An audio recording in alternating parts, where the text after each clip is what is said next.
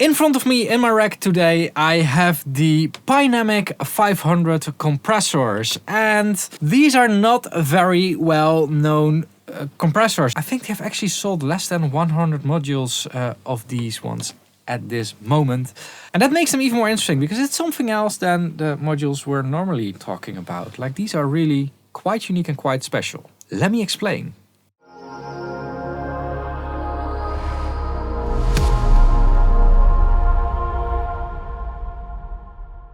So looks can be a little bit deceiving here. At a first glance, if you quickly glance over it, it looks like an SSL bus compressor, glue compressor clone. I think it's mostly because of the layout of the knobs, although the functions of the knobs are different.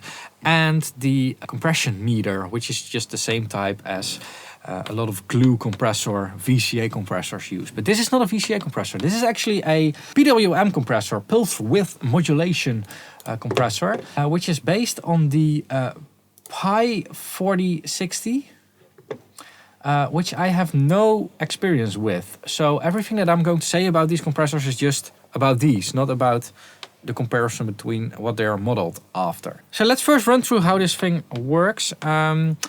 These are fixed threshold compressors, just like the URI or Universal Audio 1176, 1178, those type of compressors. So the way this works is that you can simply increase the input gain and, of course, as an effect, decrease the output gain a little bit to get into your compression. So simply like this, like if I decrease my input, increase my output, of course, I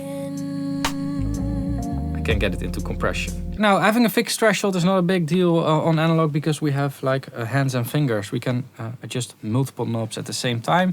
And it's probably because of the way the circuit works that it's done in this way. One of the things I did notice, however, is that the output gain knob doesn't really add gain. It only reduces gain. So most of the times I was using it on full output gain. And the only reason to reduce the output gain was either in different ratio settings or when using the mix knob. Because when you're mixing, you're getting an increase in gain. Like so, normal gain, increase, normal gain. Actually starts to crackle a little bit. And the way to counteract this is by using the output gain, because the output gain is fitted after the mix knob.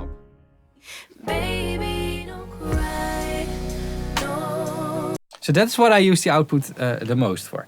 Anyway, let's run through more settings on here. We've of course got a ratio setting, which can also be set to 1:1. And on 1:1, you're getting the THD from this compressor. So what you can do is then reduce output. That's another function of the output gain. And increase the input gain.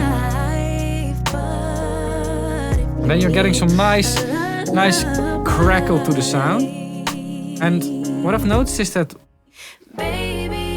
just touching this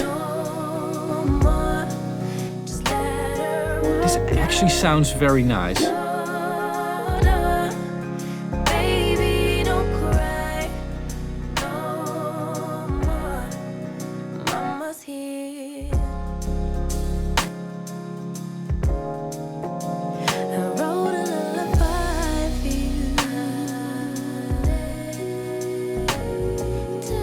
Now, there are, of course, ratios on here of 2:1, 3:1 and 5:1, just as a ratio setting would normally work. And we have a limit mode in here, which is basically a ratio setting of 20:1, which is pretty limiting. Now, the attack here on fast in all ratios except for limit is 0.5 milliseconds, and on limit mode it's 1 millisecond. It's a variable attack potentiometer. It's not stepped. It's literally just as variable as you want to make it. And the slowest attack time is 50 milliseconds on normal ratio, and on limit mode it's 100 milliseconds. There's of course a decay setting in here, which is just the release of the compressor, which you can set to different ones. There is no auto decay or something, and a parallel mix knob, as I just mentioned. And the last thing that's on here is a high pass filter, and the high pass filter is just on the sidechain of the compressor. That's just the internal sidechain. There isn't an external sidechain on this compressor. They only occupy one slot in the back of the rack, but they do occupy 2 slots in the front, so you're sacrificing one of your slots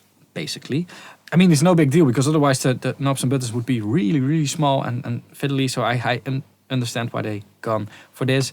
Another thing to notice is that yes, I'm using a dual mono setup here, but these are not stereo linked. So these ones are reacting independently from each other. And honestly, stereo linking is a big subject actually. I can talk hours about stereo linking, as I can talk hours about gaining, as I can talk hours about cables, whatever. It's not always as big of a deal as you might think. When doing correct gaining on normal stereo music, normal modern day stereo music, it usually is fine without stereo linking. But it is something to keep in mind if you're wondering to buy a set of these compressors, or maybe just a mono one, because they also work very good on mono sources. Now, speaking about a mono source, let's just quickly insert it on a bass guitar. All right, let's go for a lot of compression, quick attack.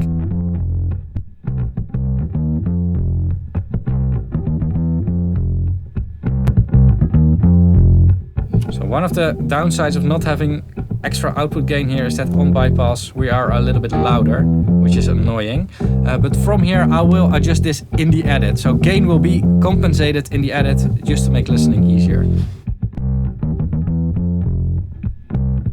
Now what I really like, and again I'm overdoing it here, is the edge that this compressor is giving. This is absolutely not a clean compressor. And that's great, because if I want a clean compressor, I would just use a plugin. Slow down the release a little bit.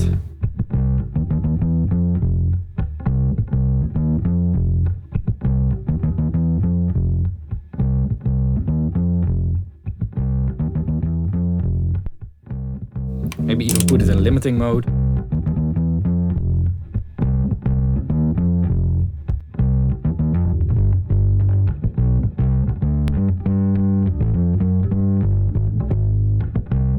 Now another cool source to put on here is of course drums. Let's see what happens when we put this on drums. Like modules like these are really great to patch somewhere fixed in your chain. Like for me it would be great to patch these ones fixed on a subgroup on my console or something where the drums are. Or something like that. Like they don't take up a lot of space in your studio because it's a 500 series module. High ratio, quick attack, quick release.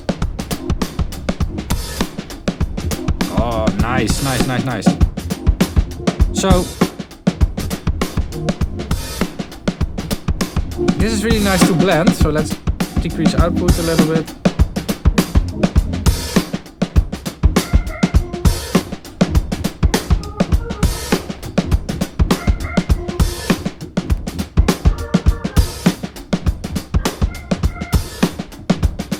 Slower attack. Just limit it, cut off the low frequencies.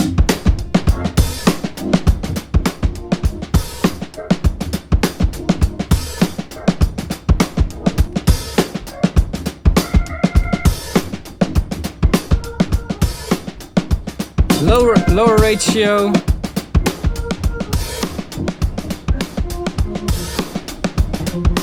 Quick attack.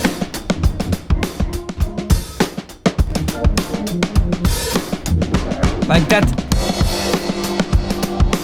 I would almost use this as some kind of an intro in a song, and then all of a sudden, like, I don't know, decrease the mix in it or something.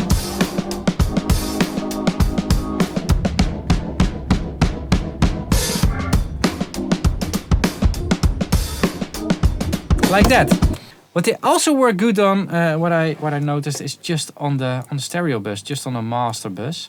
Of course, these ones are not made for mastering, blah blah blah. So slower attack, bit longer decay, a 2:1 ratio, fully wet. Let's enable the high pass as well.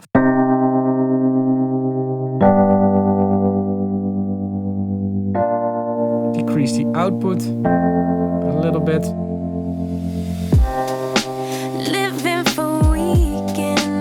Wishing I could take a break from this world. Running on a hamster wheel, but searching for something I can't feel. I just wanna be like, look at the amount of compression we're doing. Take a breath, feel my wings spread, levitate above the ground. I think they're taking it very, very well. With clouds, now I'm rising. I'm soaring above it. What is interesting is the compression curve that it's using is just so different from most modules that I have.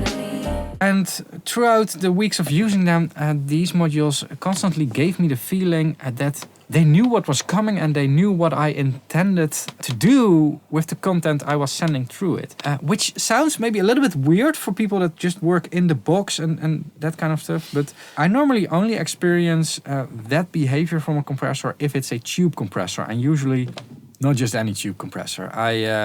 I've had the pleasure to work on a Fairchild compressor recently, and that was one of those compressors that actually was doing exactly like as if it was reading your mind. And these ones have that a little bit as well. So for me, that is a really good sign of a compressor. And this is a very loose thing to of course judge a compressor on. So I hope that everything came across well in this video. Now, a few things to be aware of with these compressors. One of my annoyances is that most potentiometers on here aren't dented or stepped. They are completely variable, and that is difficult when matching up left and right. And also if you want to do a recalling of settings or something, it's also a bit difficult. Now the second thing I have, and I have already discussed this with Chad, a guy that hand builds these modules. These ones are hand built, no factories involved whatsoever. I've discussed the build quality of these modules a little bit. I don't know if it's fair to compare it to an Illusia module, but I do honestly think that Illusia right now holds the golden standard for quality manufacturing and precision and that kind of stuff when it comes to the physical properties of a device. Like Illusia equipment, and I have some stuff here as well, like it's very solid made, it's very well made. And here you can see like these knobs are, you know, not very well fitted. However, what is cool about this is I addressed this already with Chad. I said like, hey, the sound of these modules are really good, but I think the build quality can be a bit better. He replied with like, hey, I think you have a point there, and he already had an idea of how to solve it, and he promised me that the next batch he's going to produce is going to be way better when it comes to these type of things in the build quality. The cool thing about having hand-built equipment is that revising it is pretty easy, and the cool thing about Pynamic is that like it's not a big company, so you're always in contact with the person that actually built the exact module. The downside of hand-built is that it's like hand-built, which of course comes with its own set of challenges. Now, what do these things cost? Let me quickly check. Right now they are on sale for 664 euros. The normal price is 725 euros per module. So I'm going to link to Pynamic in the description down below. There's no affiliate stuff or whatever is going on. However, what I do want to disclose is that these modules are staying in my studio. The reason for that is basically because Chad from Pynamic offered this. He said like, hey, you can keep them. The deeper reason behind these things usually is simply because it's more expensive for him to request these modules back, like with the shipping and customs and everything. It's going to be a very expensive endeavor. I mean, Pynamic is located in Australia and I'm in the Netherlands. It's literally the other side of the world. Now, I'm very happy that I can keep these modules. I think I will find a great place for them in my studio. But for the full disclosure, I did want to put this out there for all of you so you all can judge my opinion that way and my biases that way. However, my rule is also that equipment that is just not good or not usable in the studio, even if I got it for free, is just not going to stay in my studio because I want to surround myself with equipment that I like. So anyway, that's all I have to share about the Pynamic 500. I would love to hear what you all think in the comments down below. Let me know. And while you're down there, make sure to check out my affiliate links. There's a link to Thomann, Sweetwater and Plugin Boutique. And when you use that link on your next purchase, you're not paying anything extra for your products, but you are supporting me. So it's a great way to support the channel. Make sure to check those out. I'll link some QR codes over here as well. Another way to support the channel is by becoming a channel member. It will be in the description down below somewhere. And I'll link an interesting playlist over here. Last way to support me and the whole YouTube platform is by watching more videos. So link a video of me over here. But don't be afraid to click away to another YouTuber, whatever. Thanks for watching this video. Keep pushing and bye bye.